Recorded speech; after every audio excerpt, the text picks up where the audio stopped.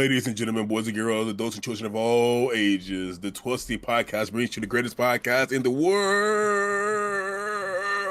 The greatest duo ever to do it. We have 12 and 16 to form the best Voltron out there, the 12, Oh 16 no.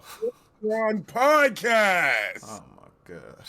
Ladies and gentlemen, we are back. We are back. We are back. And we want to start off with the raffle to get you guys in. We know Christmas is around the corner.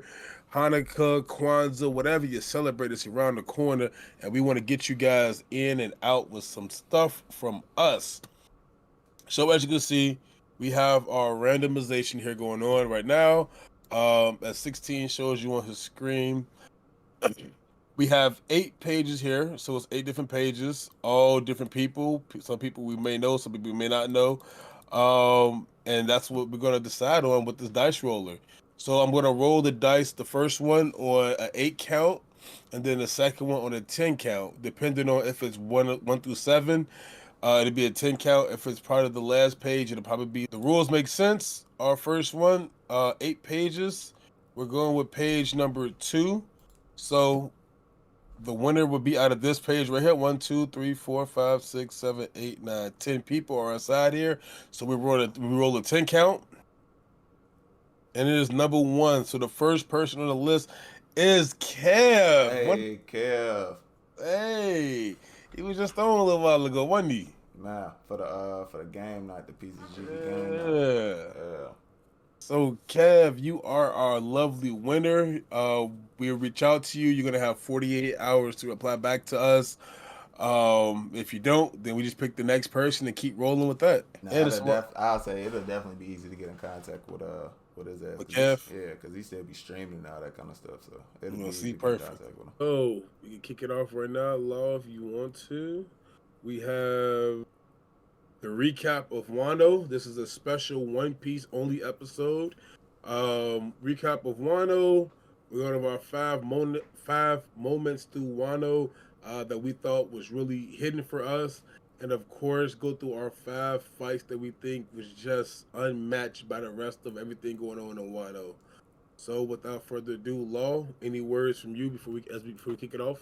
Man, like 12 said, pretty much said everything. Basically, a whole recap of Wano, everything that goes on, because Saturday, the last episode dropped. The curtain closed for the like literally the curtain closed on the Wano chapter with last week's episode, well, this past Saturday's episode. So we just figured, hey, we can talk all about everything that goes on in Wano and then just give you a couple of our favorite moments from it. So without further ado, go ahead and kick it off. Overall, the arc, this has been my favorite arc. I've said that multiple times on multiple podcasts about this arc. Even though it wasn't finished at that point, I was still saying that now that it is finished, it's still the same. Like I said before, everything that we've experienced from coming into the new world has been building to this moment, from the time we touched down on Punk Hazard, after we made it through Fishman Island. From the first island we touched down on in the new world, Punk Hazard, it's all been building towards this. The Alliance, I just finished watching Punk Hazard. I'm on Dressrosa now. So, like, seeing that in this context now, after it's all done, it's just like, man, bro, it's been a lot of work, a lot of ups and downs, a lot of challenges to get to actually beating Kaido. You know what I mean? The alliance with Law, and then Kinemon and Momo finding out about their connection with Wano and everything, and picking up people along the way, Raizo and Kanjuro, and finding out all the stuff that's going on with Zoe, and just you know what I mean? All of that just I know all of that is not Wano, but all of that is part of Wano for me, because it all builds into that story. So that's just why for me it's everything, man. It's everything. After the time jump with their new abilities and everything, and really seeing them like be able to wreck shop, just up against an emperor, 2 emperors, man. Like, we're not on warlords anymore. We on emperors now. You feel me? Like, it's We on another level. We above that now. So Look, man, we done made it through. We done made it through probably the most dangerous warlord with Doflamingo, man, and from that point to go up against, go in Big Mom's world and her territory, take back our boy Sanji and get the fuck up out of there, man, just to go fight her again later on down the line along with Kaido. Uh, it's they was ridiculous. in the suicide mission and they survived. This Ridiculous, was like, hey, you got my back. You got my back. man. Let's do Let's it go to then. work. Yeah, And man, like you said though, from Punk Hazard, us seeing the fact that Zoro cut a dragon in half oh to man. come to play with going against a dragon and making him actually scared of him. Mm, Like it's a build up that Oda just he made it perfection. man, Like everything from the new world on, Law coming into play, Kid staying true to his word, not joining the Kaido's emperorship, the worst mm, generation getting wiped out, or some of them joining him actually. It's just coming to full fruition of just how devastating um Kaido was. And man. to see that, Luffy said, fuck it, I want you in a solo battle. Like, dog, shoot the ones with me. And when he shot the ones, he won. Like, I'm gonna have you two take on Big Mom It took herself. him a while, but he did. About 4 5 tries. Yeah, it took him a while, but he did it. About 4 5 tries and a death. Nah, yeah, right, right, exactly, exactly. Wano was beautiful, bro. This art from the start to the finish, it feels like Wano was a complete its own story. Mm, Like you get in there, we're on, we're in the country where and everything go past up to Udon prison that led to the raid finna happen to the roof piece happening. man, Like it's just step by step perfection. Like this is hands down a top two arc, top one arc in any category. If you look at it, it was done just right. mm, Not to go on for forever with it from my point of view. I'm gonna get down to my number five moment inside there, and my number five moment is no shocker to most people, but my number five moment is Zoro putting to rest Shishui at Ryuma's grave. mm, It was him actually walking over there with Shishui, putting it down at the grave and said, and realizing like this is the land of Wano's blade. I'm gonna leave it here, but I am finna get a different one. You will give me Emma. funny as hell. Like, like, damn. Like what he, like what did he tell Hiyori at the end? He told her, "You're not getting this blade back," and Mm, he was serious with this. Like that moment solidified a lot. It solidified Zoro being at home and for him to lay to rest his grandfather's blade without knowing it's his grandfather at his grandfather's grave site from where mm, he from. That's just you can't beat that moment inside my opinion in the top five. man. For me, my top, for me in my five spot, I have Jinbei joining the Straw Hats and the fake toast that they had. I only say fake toast because they didn't end up toasting. They put the fucking cups down. But the parallels and similarities that had between the first time that they did that when they were actually going to, to the Grand Line and everything. Like, Mm-hmm. finally having Jinbei come back, just I don't know, everything about that moment just felt right. Like it's I don't know how to really like explain it. You gotta like watch it and you know what I mean, go through the journey, the process, the progress, everything with the characters and everything. But for him to finally come back in that moment when they think they kind of like down and out type situation against that long cannon and everything, and then he comes in and saves them, and everybody starts freaking out when he gives his introduction, and then they go take over that little the little Oh place right before they get to Onigashima, and then they do the toast and just like it's like, hey man, it was right, it just felt right. So that was my number five. man, dog, having Jinbei come and join the crew in general, like it had to happen. Like Man, couldn't from wait. being ace up to saving Luffy's mentality, like Mm-hmm. dog. Had to happen. But then that goes into my number four because that's a good segue right into it. It's the forming of the Pirate Mink Samurai Alliance. Mm, Like that the forming of that was just beautiful. Coming from from that fake toast to seeing um um what's his name Law's ship come through mm-hmm, with the samurai on the ship. Like mm-hmm, Luffy paid the way for us. Let's get the going now. mm-hmm. And the minks, Fucking the minks. charge, yeah. Oh, oh, Mm, that did something to me, bro. That did something to it. It was beautifully written. That mm, alliance was just right for the perfect time. mm. For me, it goes. What was my number four?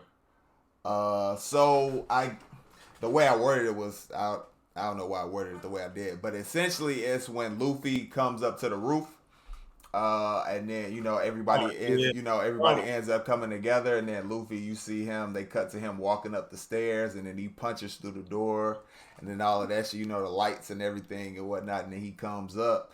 And then he, stares down Kaido and Big Mom, and then walks past them to have a conversation with Kenny Mom. And then that whole conversation, like I listen at that point, I thought they was all dead because I wasn't reading and shit, and the way the blood and shit was coming out of him when he was talking, I'm like, oh my god, are they really finna are they really all dead and he's finna fucking die? And then that the speech that he gave to him, like, yeah, I got your back, nigga, we friends, you know what I mean, I got you. To him saying Law like, hey, traffic, move the motherfuckers downstairs. I'm finna go to work, and he cracked Kaido ass. You know what I mean? And announced what he was. I'm the man who finna beat both your ass and be the king of the pirates. Like, bro, just that whole fucking sequence. Like, that's just him in a nutshell. That's Luffy, bro. Like, I'm not scared. I'm gonna stand on business and I'm gonna rep for my friends. You know what I mean? I got they back when they can't fucking do their shit for themselves. I got them. So that was my number four. man, one of the most powerful rare rocks I've ever seen in my life. Said, Kaido, what are you doing? Get up. I can't. Crack my Hey, ass. he hit me. That segues me to my number three moment. And if you guys know 12, you should know me by now. This number three moment, it was not going to be left off this list. But it's the flashback to when we got to see Ace and Yamato and just how Mm-hmm. their friendship was formed, and just how Ace was basically setting up Luffy to be introduced to Yamato later on down the line. He Mm-hmm. basically said, "If you think anybody's strong right now, just wait till you see the strongest one that comes out of the It's East gonna be Blue, my brother. my little brother." And he wasn't lying because Mm-hmm. he came from the East Blue, walked his ass through the Grand Line, made it to Wano, and got right to work. Man, did what he had to do, man. Love that moment, bro. Man, Plus, I still think that Ace and Yamato should have had they should have had a kid together. That would funny have been as hell. that kid would have been fucking a damn super dog. Man, say yeah, the fucking blood of Gold Roger and Kaido. Like, hey, Oh, it's man, ugly for come people. on now. Ain't no stopping it. At all. Fucking okay. So that gets me to my number three moment. Funny enough, it just happened this past Saturday.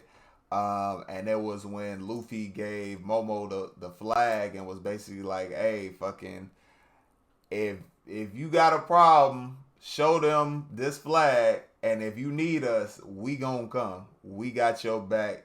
You know what I mean? I think of you as my little brother." I was like, bro, like, cause me, I was like, when I was reading it, I got like, I think this was the first time I've ever gotten like angry, like really mad at Luffy, like really mad at his ass, like for real. Like he does stupid shit all the time. I'm cool with that, you know what I mean? But like really angry at him. I'm like, bro, is he really fucking finna leave without them speaking to Momo and Kinemon after all they fucking been through, bro? Like I was really finna be mad at him. But he was like, yeah, basically, we knew you was gonna come. We was basically just waiting here to give you this shit. I was like, okay, I'm okay with that. I'm all right with it. But I was gonna be so fucking mad that you talk to everybody else around this bitch, but you've been with these two motherfuckers since Punk Hazard, and you not gonna say nothing. I'm like, oh no, no, Hey, I remember the day when you read that shit too. You said, and you told me that. I was like, man, bro. hey, keep reading. I was so, bro. Oh man, I was so angry at him, but it's okay. It was all forgiven. It's a plan to all of his madness, so I was okay with that. But yeah, I really thought that was a touching moment after all they've been through. Like I've said multiple times in this video and throughout all the podcasts and whatnot, everything they've been through since Punk Hazard and him kind of grown, because he's still a kid, so him kind of growing up, you know what I mean, getting to see Luffy and I wouldn't say like a resemblance of his father necessarily, but like getting to see somebody kind of like his father who can stand up and be about their business type shit. You know what I mean? Because we all know all the stuff Odin went through and everything, but he was a kid at that point in time. But now being a bit older and a bit able to understand what's really going on with what Luffy's doing and all the stuff that he's, people he's fighting against and all that kind of stuff, is really cool to see. Technically, he was the same age. Well, He yeah, was right. You all right. You all right because he got flung through time. Right. Yeah. Yeah. he was still eight. Yeah. So That's true. for That's him, true. this shit happened like it happened like, oh, my father's here. Okay, now Luffy's here. Yeah. Yeah. Yeah. That is true. That is true. hmm Yeah, I I mean, didn't even think about it like that. Yeah, that is true. Being a set because he got flung through time when all that stuff was going on and yeah, whatnot. hmm that man missed a whole lot. But like he did say, when he was traveling with fucking, you know what I mean. When he was Mhm. traveling with no, when he was traveling with oh no, Roger ship and whatnot. He didn't really Yeah. remember that stuff though.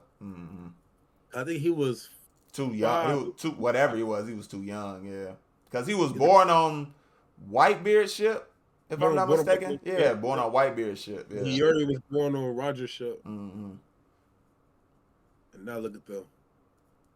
Love it. Yeah. Then they had to drop him back off, and then he kept on going all the way to the end. Hey, he wrote it down inside the book. Yeah, yeah. But now you have Luffy, that experience that you had as a kid, the stuff with Luffy now more recently, and now having a book to kind of contextualize it and having people around you who will help you as well. He gonna be all right. Oh yeah, of course. He gonna be all right. Yeah, because I'm pretty sure inside that book, Oda put down what the One Piece is, I don't know if he did or not, but he gonna be all right. which should be interesting because this nigga don't want to know what it is until he figure it I out. don't listen. I don't think he would just because of how kind of Roger and how he was about like this is the journey to get here. It's not about coming back. With the whole log pose and all that kind of stuff with Stampede. He was like the journey was about getting here. It's not about ever coming back and all that kind of stuff. And he says that shit. It was just to get here this one time and experience this journey. It's not like we coming back multiple times for It whatever was just reason. one go round. Mm-hmm. Mm-hmm. Yeah, I'm pretty sure it's inside the book. There, it's in that book. There, he knows the One Piece. He knows the One Piece is, and so does Yamato. We'll see. And I don't think he wrote it down, but we'll see. and it's crazy to think though. If he did write it down, and Yamato knows the One Piece is, Kaido doesn't, and that's been under his nose the Yeah, entire that's why time. I don't. I was gonna say that's why I don't think that it's in the book. But Just the Kaido fact also that he made it and then that they laughed when they made it there by whatever they saw. So I don't think he wrote down exactly what it was. I told you my theory behind that. Why he was left? Did I ever tell you my theory behind it? Why he was left? Mm-mm. My theory behind that. Quick side note.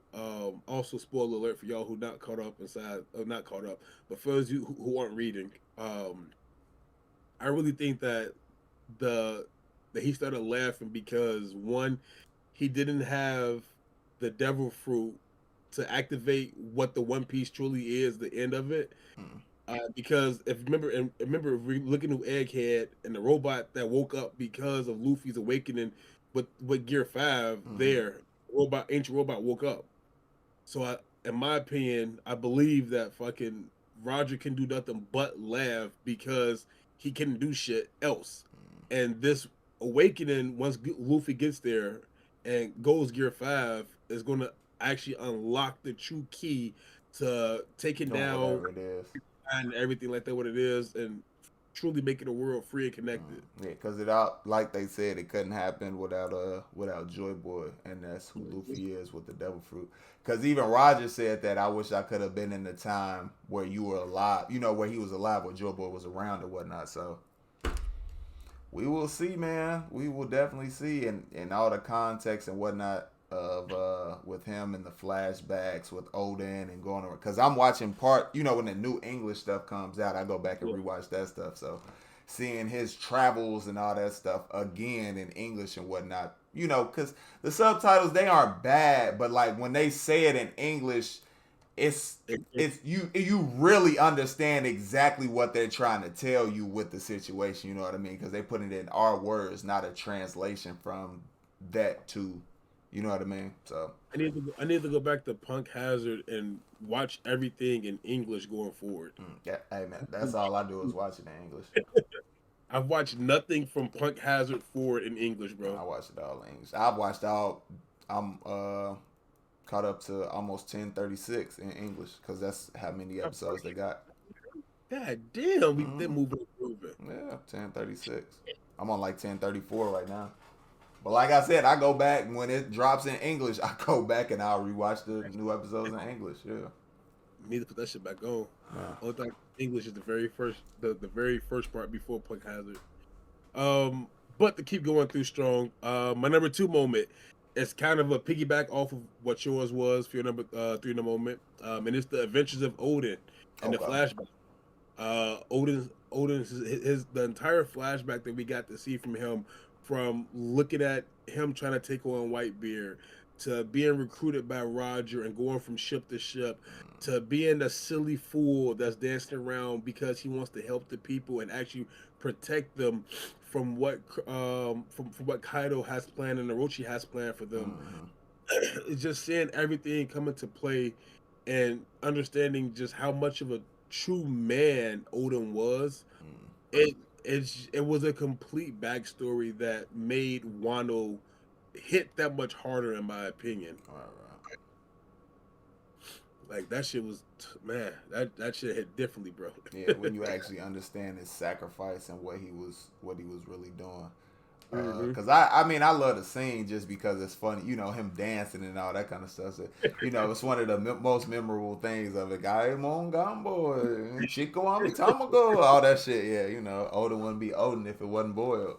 So I really like the backstory of him too. When I watched it the first time, because when I go back, I don't really go back and watch flashback stuff. But Exactly. watching it the first time, I really did enjoy seeing who he was about, how the situation kind of got to where it is, why it is the way it is now. Getting to see his connection with Whitebeard, as you said, getting to see his connection with Roger, as you said, and how Roger essentially wouldn't have been able to Take it to the discover the One Piece without him, which is why Robin is so important to our crew and finding out what's going on with all the poneglyphs and everything. So yeah, I totally agree. Yeah, I really enjoyed that. Yeah, fucking amazing. For Don't touch my your, no, go ahead. What you gonna say? I said I'm pretty sure that's not on your list. No, it's not. It's definitely not. This has been the first time we have not had things that cross platform yet. Yeah. The number one probably will be, but we'll see when we get there. My number two, it might not be. It might not be. My number two moment was fucking so it's kind of a little bit of a sequence. It's when they're down on the ground and everything, and fucking Luffy tells Momo like, "Hey, Momo, fucking fly me back up there. We gotta go back up there to fight Kaido ass." Oh, And then fucking, then Shinobu, she does the whole thing where she makes him older and he turns into the bigger dragon. And then the scene where they fly up there, bruh. Oh my god. Fucking Yamato's in the middle of her fight. I mean, you already know it because he doing the shit and everything, bro. You already know. And Yamato's still in the middle of fighting, trying to hold off, waiting for Luffy to come back and everything. And then you see her, like 12 said, swinging like that. And all you see is fucking Momo in the background starting to come in with Luffy. And then the animation changes to whatever they upped it to for fucking the Wano animation and him flying yeah. on his back, and then He blows into his arm, fucking goes Snake Man for the first time, and I don't know how long, bro, since damn near when he was fighting kind of Curry, bro. Like getting to see that shit, it was just that moment all together, like that sequence leading up to that. That was peak, man. That was peak for me. That was fucking peak. Beautiful. Fucking beautiful. Because it all goes back to when Momo flew, when he was flying in Punk Hazard and then he kind of woke up and he started falling and shit. Like, nigga, I can't fly. What are you talking about? To him actually flying Luffy up to the roof to fucking fight. Like, just Oda knew what he was doing, man. Oda knew what he was doing. For sure. Mm-hmm. So that was my number 2. Man, that will forever be one of my favorite AMVs created on the 1216 podcast. I still watch the shit today. That shit is fucking. Damn, I think it was that fucking long ago too. It's been a while, yeah. And keeping it inside the realm of Momo, my number 1 is Momo realizing that he's actually taken over ownership of the land of Wano.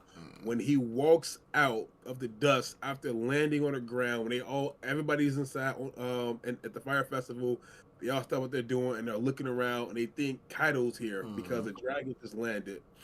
And everybody else walks out and you see this huge silhouette looking like Odin, and out comes the robe, the cape, the hair down. Man. Kiyori to the side of him, Kinema on the other side of him, and it's Momo. And it's like, dog, like, this is your country now. The time has come, my boy. It's all on you now. I'm the leader of this bitch. And just going from that moment to just seeing how much more he progressed from fighting against Green Bull and actually using the fire breath, the blast breath, to being able to fly a lot easier, create clouds a lot easier now. Like, this is your country now. Like, Wano is not ran by Kaido anymore, a dragon who is oppressing going to be the people. Exactly, oppression, but one who wants to open up everything to you guys and build the country back up to what it once was before fully opening the border to Wano. Like, it was Momo's, like, I could watch that nigga walk out as many times as possible, bro. To any type of theme song music, like insert theme music here type shit, and put him walking out to it, dog, and it's gonna hit every time. I'm dead. No, I feel that. Definitely was a great moment. Because, like I said, I keep saying it, like I said multiple times. I mean, it's just the culmination of everything he's been through with being with the Straw Hats and seeing what it takes to kind of lead and be in charge and go through like difficult situations and have to make tough decisions to try and come to the best possible outcome for you and your people. I mean, you've seen that multiple times with everything he's been through with the Straw Hats from Punk Hazard, literally up until this point of finally taking down Kaido. So he had, he has the blueprint and he has the teachers, the people who will be able to help him reach and achieve, the goal, which is essentially being stronger than Odin. And it was funny in this past episode, him saying stronger than Odin, and fucking Yamato's like stronger than me, and they both like, no, motherfucker, ain't nobody talking about you. But the actual motherfucker, yeah, the real Odin. But yeah, it's just, man, it's tough because he's still a kid, but and to be thrust into this position to be in charge of a country at 8 years old, a kid in a grown man's body, but still a child inside. Because like Luffy said when they were shipping off, he was like, yeah, mama, we know your secret, we know who you really are, you still a crybaby and weak and all that kind of stuff. So yeah, and to have that little flashback moment where like you see him on the ground, yeah, to him big now. Yeah, like he has some of the best mentors to help him be successful to actually run the country. Like Luffy was probably one of his number one mentors. That was his biggest. That's gonna be his biggest influence going forward, no question. Like there's no stopping. Like once this final war breaks out, bro, Like I know And Momo all and the countries that Luffy gonna have that come to his defense. Oh my gosh, it's ugly. bruh. Cause I was looking at something, I forgot what it was, some post, but they were talking about like all the countries and stuff that are like under Luffy's flag now. Cause Yeah. you know they had the whole there The was vast. out yeah, cause they were saying that basically after he gave it to Momo at the end of Wano, and it's like he has so many fucking territories, man. It's Yeah, ridiculous, yeah. I ridiculous. mean, almost every island he goes to, shit. Basically every island he's gone to. Yeah, you got Alabasta, you got fucking Yeah. Fishman Island. What else you got? You got the Drum Kingdom. Hmm. You got Dressrosa. The whole East Blue. Man, the only thing you probably don't have from the places that they've gone to is Whole Whole cake. Cake. Mm-hmm. And that's if because I still think Katakuri is going It's to gonna join. do some shit. Yep. Listen. I I'm still still feel on like that. that too because he had the ultimate respect for Luffy at the end of that fight and everything. So with Big Mom being down and it's not gonna be the Big Mom pirates, essentially what happens?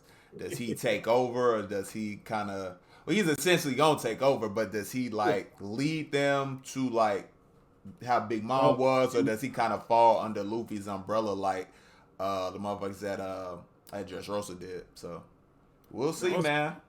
that makes me think as well.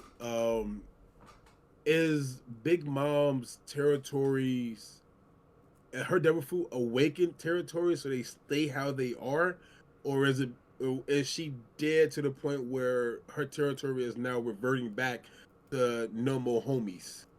I don't know. I mean, we still got Zeus alive, so I'm gonna just assume that it's like that. You It's know? just awakened devil Yeah, fruit where I'm gonna just just assume that. Mm-hmm. it's a good one though. Yeah. So that brings me to my number one moment, and obviously it's giveaway is fucking Gear 5. Like, I mean, there's really no explanations that I truly need to give for that. It's just what did Luffy say is his peak. He's reached his peak. He can do everything he's ever wanted to. Just it's all been building up to him being able to get this ability, unlock it, and everything. Joy Boy with everything that's going to be needed from that going forward in the story is just I mean I've seen what's coming, you know what I mean, because I've started reading, but the stuff that ends up coming after that I have no clue, you know what I mean. We really haven't, without getting into spoilers, I mean with the new stuff we haven't really gotten into like any big fighting or anything like that. It's really just Right. been a lot of information that we've been that they've been giving us from different points of around around what's going on. That's all I'll say. I'll just kind of leave it at that because we're gonna get into it starting this upcoming Saturday is when we'll start getting into that information and whatnot. Mm, I thought the first episode for the official Egghead isn't until January 7th. Yeah, that's what I thought. We get the information that's between that, which is the rest of Um, the that.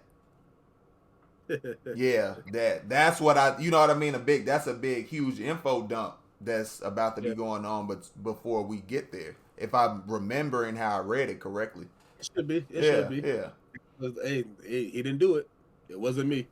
Yeah, that's what I'm talking. That's exactly what I'm talking about. We gonna get all of that stuff before we get to Egghead Island, because they normally do that where at the end of the arc they kind of give you the what's going on around the world type stuff to before we get to the new arc. So yeah, listen, That's my dog. it's a bunch of stuff that y'all definitely are not ready for because when I was reading it, I'm just like, bro. Bro. When you get to there's the biggest part for me is still just a conversation uh that we have in there with some people that you've seen all of the people before, Now but fuck it this. brings We more can learn. nah, I'm not gonna say anything. I'm just talk We around can, it. we can just put it aside. We can just put it the spoiler aside, that man, if you want to, No, no, dog. no, it's okay. It's okay. Because it'll be a conversation with some people that we've all seen before. One person who we've seen but has not spoken. and just know that conversation is gonna blow y'all's fucking mind away. Like, I really want to see how oh that my person. god, I really how want it's to. animated and whatnot. Yeah, Uh how huh. animated Uh they huh. sound like. Yeah, That's yeah. just gonna be And fucking how they wild. sound. Yeah, yeah. That. Hey, yeah, Look, yeah, I'm on yeah. to the point where it's like I seen this little thing like, what if this person's actually this, or what if Mm. this person's actually that? Okay. Yeah, y'all start to get into stuff that we wanted to know for a while, starting to kind of touch on the 800-year backstory and all of that. Like, they just briefly touching on it, but just imagine when it starts to like fully get revealed. We aren't ready for it. And, and, Listen. They told me a long time ago, they was like, Lo, it gets so much crazier after fucking Wano ends. I was Wano. like, listen, I kind of believed, I wanted to believe it, but I did not believe it. Like, how could you get crazier than fighting Kaido? They wasn't Hey, lying, y'all. I am complete. Yeah, they wasn't lying at all. Fuck. Y'all are in for some shit. Just get ready. Oh, I, Get ready. I really think for that. Wano, I mean, Egghead is already my number one arc. Just off reading it, bro. Now, Like this, they've given us so much shit. It's like, dog, is this really what we're doing afterwards? Like, now, this is really it, huh? This is the final arc in Egghead. This is what we're getting right now. crazy. They're doing a great job with this. Man, you know what he doing? Shit. Hey, let what that shit say? Let him cook. Man, Let him cook. Goda. You know what he doing? We ain't get that name for no reason. Man, but speaking of, before we get into too much more with fights and what we want to see, what comes up with it, let's jump into our top 5 fights that we have um, from Wano itself, and I'll let you kick it off. Kick it off, Law. For sure. So for my number 5, it's one of my favorite kind of, I guess you can say, like arcs, mini arcs in the Wano, the whole Wano arc. Was when Luffy goes to Udon prison. So when Luffy's in there fighting against the prisoners with Boss Yogoro, and he's essentially like teaching him how to use Ryuo so he can actually fight. You know what I mean? Actually fight and hold his own against Kaido. Like, that's still one of my all time. I just really love that arc in general. Him going into the prison and everything that goes on while he's in there, The which is, nigga training the whole time. Be that's what I mad. was gonna say. Hit literally a training arc to get him ready to fight Kaido. So it's still one of my favorite. I guess you can say, like, I don't know. It wasn't a moment, but it's like him just fighting all the prisoners and training. You know what I mean? So that's what it is for It's a me. fight. Still. It's still a fight. Mm-hmm. How he using the observation hockey and telling his ass run and duck and jump, and he yelling it out, and he did that shit and knocked the dude out Yeah. and whatnot. So yeah. Fucking future sight Mm. activated. Funny as I think hell. he may be able to see more into the future one of these real soon than Shanks and Katakuri. Man, Probably not Shanks yet, but Katakuri for sure he will that be able man, to. hey, that man gets all the teachers, dog. All the good teachers. Yeah. You learn from Rayleigh, you learn from Katakuri. Your mentor is fucking Shanks forever, Man, dog. fucking Boss Yogoro. Hey, listen. Got potential, my Um, boy. which means Momo should be he on the right path. Definitely is. Jumping into my number 5 moment. It's this fight, number 5 fight for me. It was a great fight. It was very quick, but for the most part, it was what was happening around the fight as well. And it's Sabu Maz versus Page One, where we got to see Mm. him finally go for the first time and In the see Raider Law. suit. Like Law was down there just geeking out, like this from Mm-hmm. the North Pole is it can't. And just to see that moment, like Motherfucker, you I love stealth black. man, dog, like that shit was dope. He went to go invisible. He's flying night. His flight this took him over the top with his abilities to do shit. Mm. Um, I definitely fuck with this fight because it was just like we get to finally see Sabo Mask go to work Nah. before everything else happened. Mm-hmm. His bones and shit. Mm-hmm. So no, I feel it. That brings us to my number 4. It's not it. We get gonna have some stuff on this on the same, but I know this one is fucking. This is gonna be higher for you, way higher. So my number 4 is fucking Zoro versus King. Love that fight. Really love to see listen. I really love the whole fucking moment where him and fucking Sanji, when they was together and all that shit in the fucking performance floor and everything. Like that shit was great for me.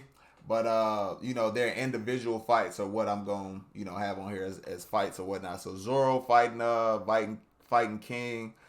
Seeing him like really use fucking Emma to its ability and everything, him figuring out how to actually use Emma the correct way and everything, how he fucking put all the hockey on all three fucking on all three blades and everything. Like, bro, that fight, it was crazy as hell. The only thing I didn't really like about it, it just felt too short for me, because they kind of interjected with the whole the King backstory with Kaido and all that kind of stuff.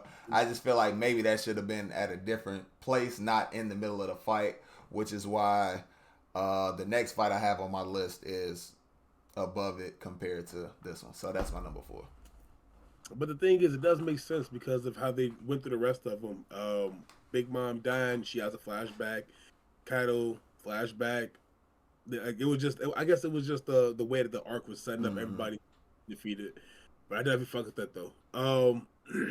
My number 4 does come in. Shouldn't be a surprise to most people, but you know, it relates to a lot of things. And it's Robin versus Black Maria. I love the fight. The significance of just her showing up when Sanji's calling out for help. And they're all laughing. Oh, you're calling out for one of your crewmates, and it's a female you're calling out for. You need help. You can't do it by yourself. And for her to show up, I mean, Brooke, of course, came too. Shout out to Brooke being a great side support character during this fight.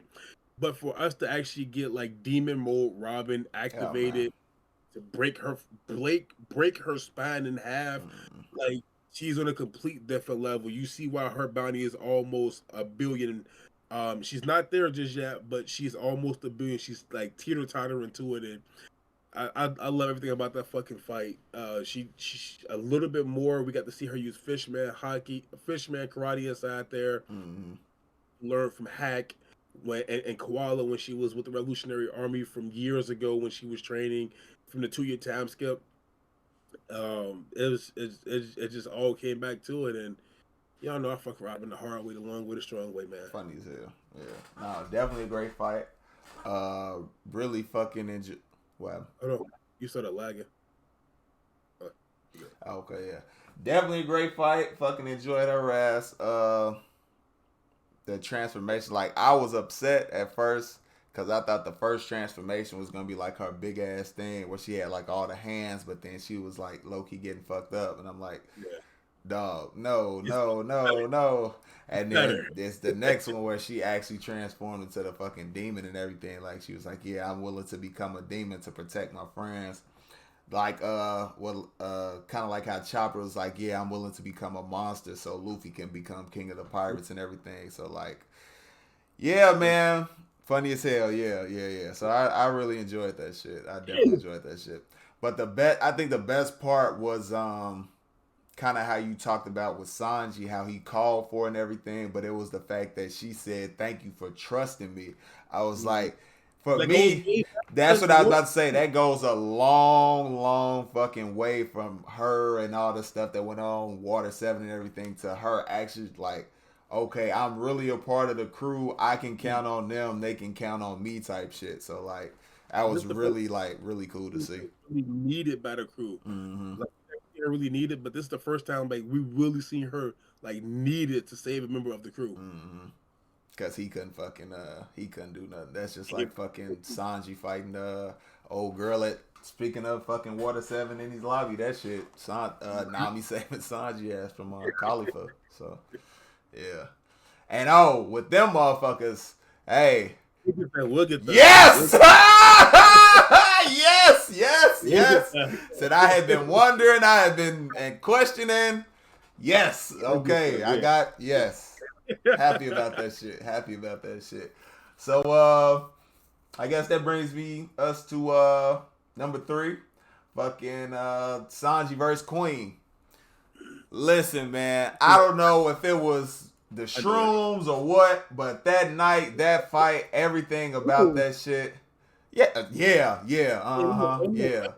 doctor today, boy. Hey, Funny as look. hell. Yeah. The doctor prescribed that shit. Fuck you talking about. I don't Hey, know if that's what it hey, boy. was or what. Funny as hell. But everybody together, like we were all together for that episode. Like it was just something. I don't know if that had anything to do with the episode, like You definitely being did. better.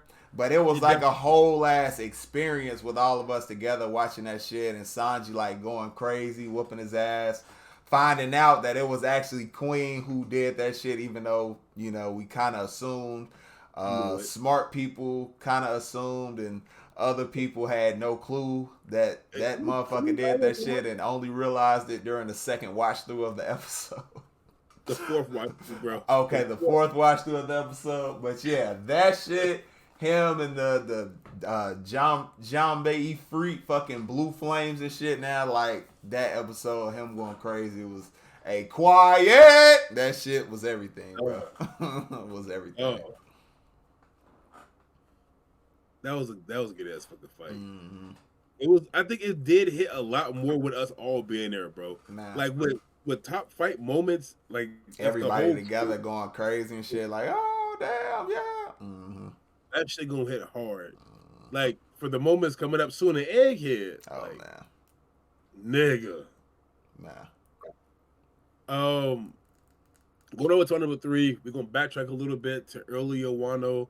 It is Zoro versus Hawkins. Like we got to see Mm-hmm. two of the worst generation go at it, and we know Zoro has beef with Killer already, which is one of the ones I want to put inside there as well. Him and Killer fight, but I chose the Hawkins over the Killer fight only because the significance behind it. It was like you're protecting as you're going. Luffy, don't interfere, as Luffy always does. Luffy trusts Zoro with his life and vice Mm-hmm. versa, and just how he was just holding off his own with everything. His one gorilla, two gorilla, slashing everything away, just realizing that he was dodging everything just super easy with it. Kind of similar to what Luffy does, except Luffy uses observation hockey, of course, and future sight to see and to make his movements. Zoro was just using it uninstinctly. And it was just one of those things where I was like, damn, like nigga, like you are doing everything you're supposed to be doing without knowing what you're supposed to be doing Mm-hmm. or what it's called. Like this it was just dope as fuck to me seeing that fight break down. Nah. Hawkins still a bitch, but he died a bitch. That's So what the lad. We ain't got to worry about his ass no more. He gone. Pick the wrong side. Dumb dumb. I'm the 1%er. One Yeah, percent. nigga. Yeah. Uh huh. Uh huh. Nigga still knew he was gonna lose and didn't switch sides. My pride, I can't switch again. Nigga, fuck out of here. Do what Drake did and switch sides again. Mm-hmm. Mm-hmm. Yeah. That nigga Drake went from being a Marine To a to an fucking evil pirate. pirate, to a pirate. Yeah. Remember a sword? Oh, whoa, whoa. Uh huh. Funny as hell.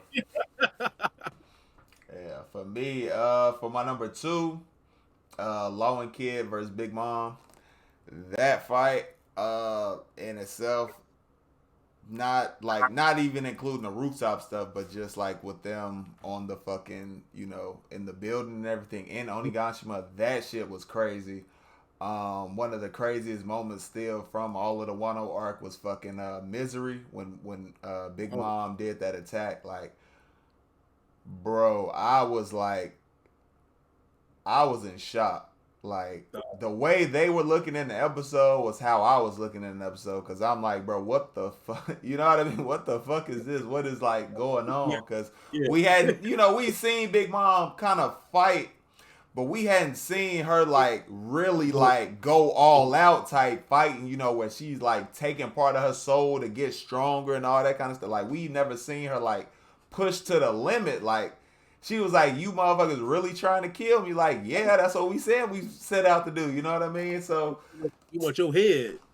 you feel me? You really came to take my place, even though neither one of them did, but they came to take that shit. Yeah, crazy to see. Just animation wise, everything about that shit. Fucking both awaken abilities and everything from Kid and Law, and just Room. man, like fucking the shit going down through her all the way to the Earth's core, and then just it was great, man. It was a fight to behold, man, for sure. Definitely was. So that's my number I two. just don't see how we were moving the whole time, but that sword was not moving nowhere. Funny as Did hell. his sword impale the ground, suck all the water away from it, and just stop shit from moving? Like Hey, what happened? Like I, that is he that strong? I don't know what to tell you. Maybe a Momo can stop this bitch from moving, but you want to stop it? He a full dragon. You stopped it with a sword.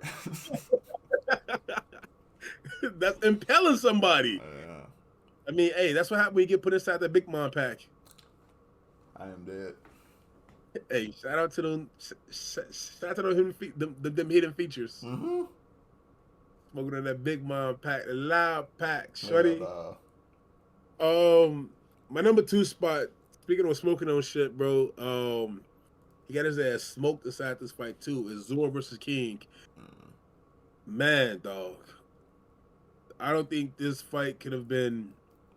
To me, it was overly significant to me because we got to see the awakening of Zoro being able to use all forms of hockey now. He's now able to use his conqueror's hockey thanks to Enma, but also thanks to his wheel just overthrowing Enma. We all know that conqueror's hockey comes from the wheel of the wheel of the holder of the beholder, and for him to just overcome it and use it, it was just like, oh, I'm knocking people out now. Now I could do what Luffy did at Fishman Island. It's gonna take me some time to get used to it, of course, but being self-taught, going through his hockey, his abilities, everything like that, like you learn just a little bit of sword technique and some other shit from Mihawk Cool and all, or from Fraud Hawk, most people may call him. But you learn some shit from Mihawk. That's cool and whatnot. But now you're able to keep learning, keep going, and be that real right hand man to the captain and the future king of the pirates. Like you're able to do what he does at your own level until you match his level all the way. And it was just beautifully written to me. And the fact that he's able to cut magma now, like that's gonna come back into play most likely going against some other people. Akainu most likely, or Akainu. Hopefully Akainu gets his ass murked by Zoro, but we never know. Some shit might happen with Sabo and his blue flames coming up because I think Sabo's awakening is gonna come up soon, and he gonna actually have blue flames, and that's gonna be dope as fuck to see. But Zoro and King, this fight was just beyond perfect to me because of the character development that we got to see from Zoro. Even him talking about, I'm making this sweet thing with you, this deal with you, Sanji. You might, I may have to kill you if I lose, or some vice versa shit. We're doing this because we are the wings of the future king of the pirate. Like we're doing this because we believe in our captain. We can't lose here. There's no folding at all. Facts. So that shit hit hard to me. I fuck with the Sanji versus King Queen fight a lot, but I couldn't put that on here as well as something else.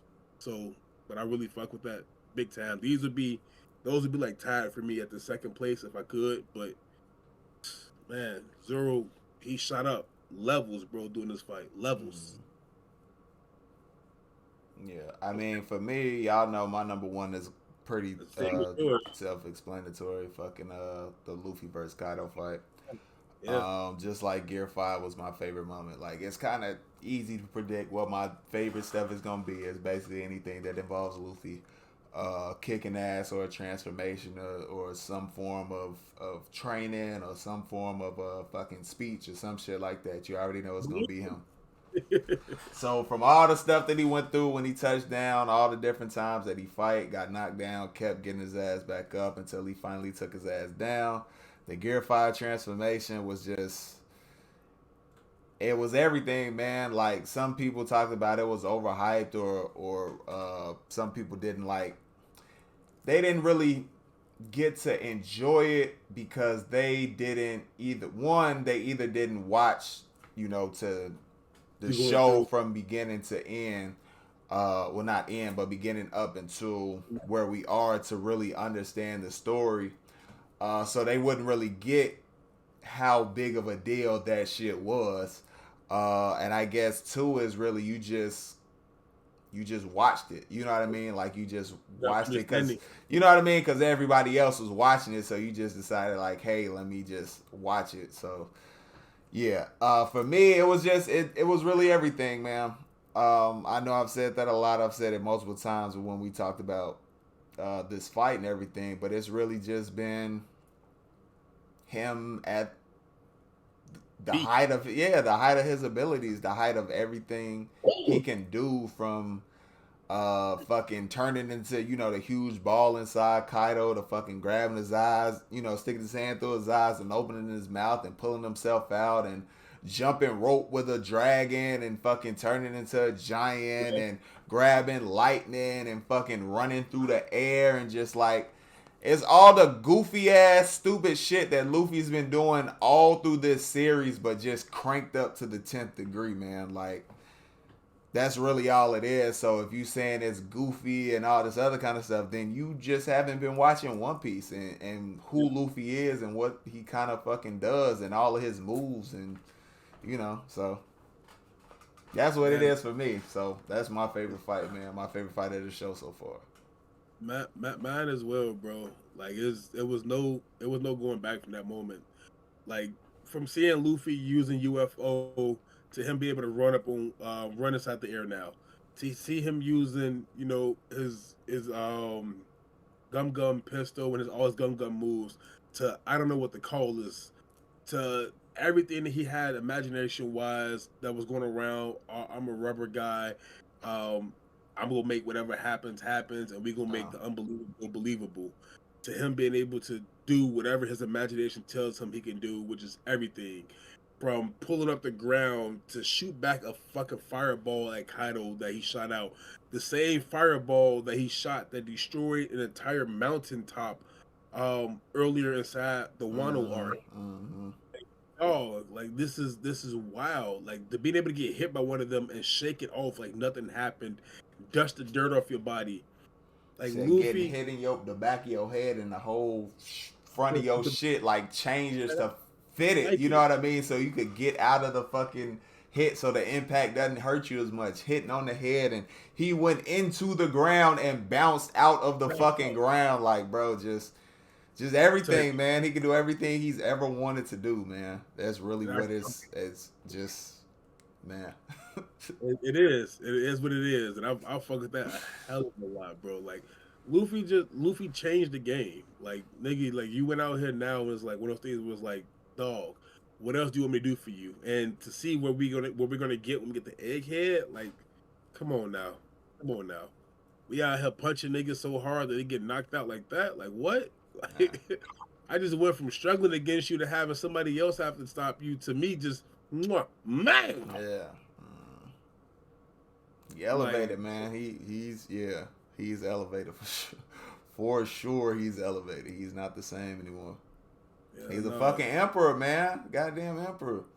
Hey, and this is It's why hard, like it's hard to think of it, like to think of him being in that category just because it's been so much talk about emperors and the seven warlords and their importance and their hierarchy on the scale and seeing Whitebeard and him and well not his full glory but how strong he was even at that old of an age and seeing how strong Kaido hey, is and Big Mom and we haven't really seen Shanks fight but knowing that he's in that knowing you know what I mean, he's in that echelon, so like him coming up to fucking Marineford and challenging anybody who wanted to fight our crew, and if not, it. Oh, y'all niggas. he ended the war because them motherfuckers still wanted to fight until he came up there and said anybody who want to fight me.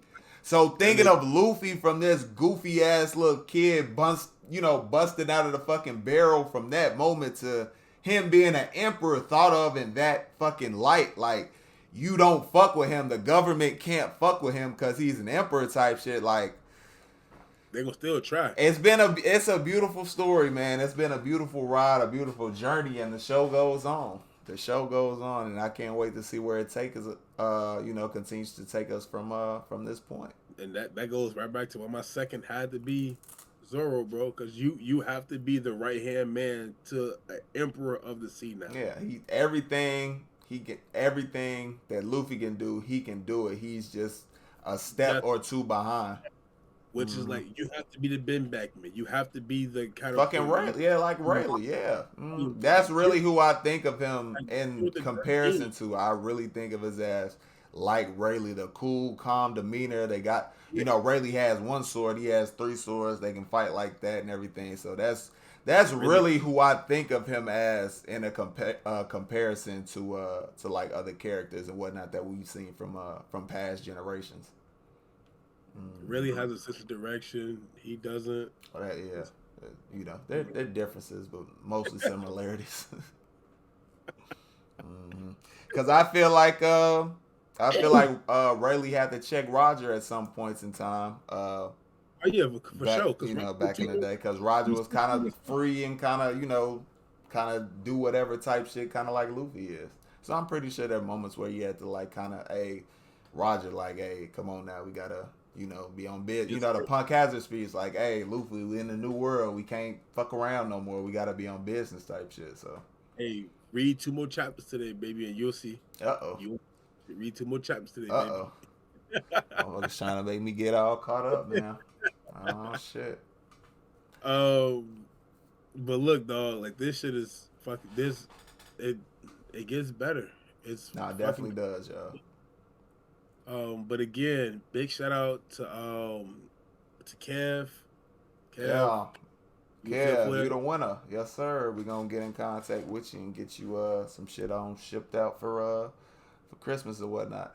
Granted, this is not like a Christmas giveaway. We didn't announce it. I mean, we talked about it in the previous pod episode that we had done, but this is for the 250 sub mark that we hit on YouTube. So we doing a giveaway for that. We had I think 256 as of the recording of this video right now. So for the 250 sub giveaway, Kev was the winner. So we just want to make that clear that that's what it's for, not like a little Christmas giveaway, anything like that. Yeah. If y'all want a Christmas giveaway, give us a Christmas gift. I am dead. Like that goes on our damn wall. Man, said yeah, man, but that's gonna be it for the Wano recap.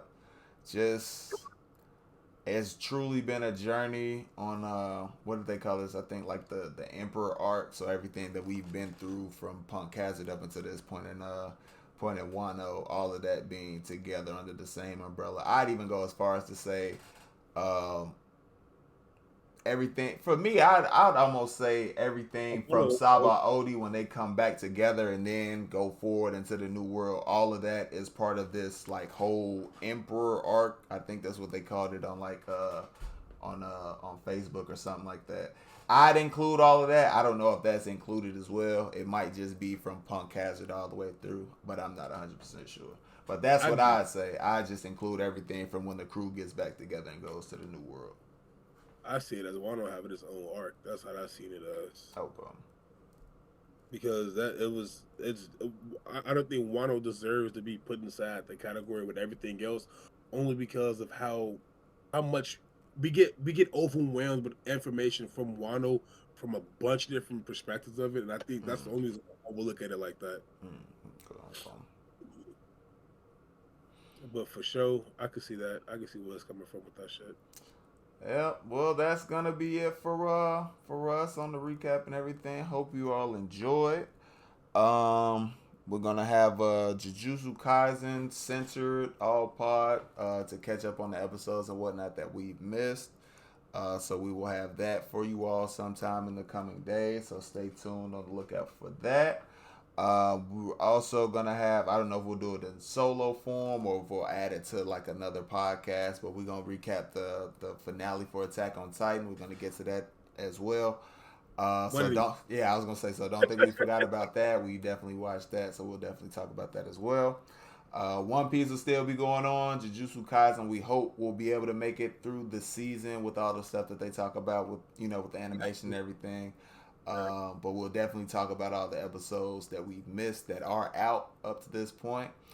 Like I said, hopefully it's able to finish because I think it only has maybe like 5 or 6 more episodes because it's only going up to 20 something and we just had episode 18. Yeah, so we're close to being done. It's like the first season, like 20 something episodes. So uh, 25. like 12 half fingers crossed. We hoping we get all of that out, and then going forward, Mappa, y'all got to get y'all shit together and get these motherfuckers the proper rest and payment and all the shit that they need to produce successfully. For us. out hours in advance before the shit Yeah, comes out. Like, that's insane. That's ridiculous. Like we love the anime and all that kind of stuff a lot, but like if they need time to fucking to take do the that time. shit, yeah, give them Look the at fucking Oda. time to give them the time to do that shit. I'll be okay with it. I mean, I can live with it. You know what I mean? Because I don't want motherfuckers be put in the situations how they've been breaking that shit down online and whatnot, and them having to kind of speak. Yeah, You know what I mean? Them being the animators having to speak out about the conditions because Mappa doesn't really give a fuck. They just care about bottom line and all that kind of stuff, which is America business, you know how that shit goes, yep. So hopefully they get all that shit. The season finishes, and then going forward, everything is all good. They don't have to worry about Attack on Titan anymore, so that's one thing that will be dropped. So But they hopefully do that gives have them more time. new anime that's gonna be kicking up real soon. Well then, so much for that. So much for that. But yeah, Maple, give them the time that they need to do what they need to do to live healthy, productive, and successful lives and all that kind of stuff, and we'll be okay with having to wait a couple more months for anime.